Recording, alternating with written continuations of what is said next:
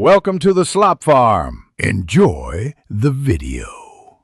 In this video, I will show how to change the door on an Electrolux washing machine.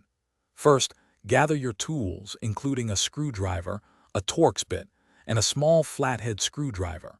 Safety is paramount, so ensure the washing machine is completely unplugged from the power outlet.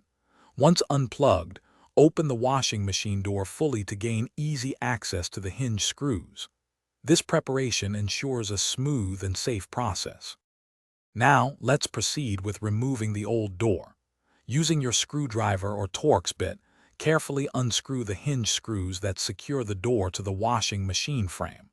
There are typically 2 or 3 screws holding each hinge. Once all screws are completely removed, gently lift the door straight up and off the hinges. Set the old door aside in a safe place to avoid any damage. With the old door removed, it's time to install the new one.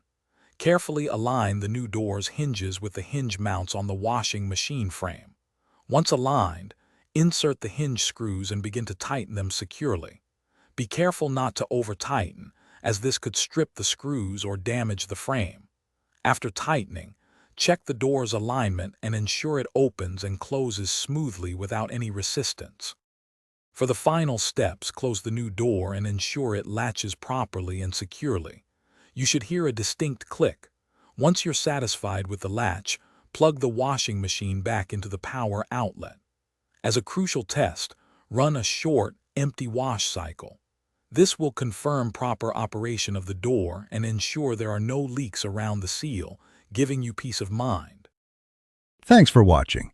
Consider subscribing if we helped you today.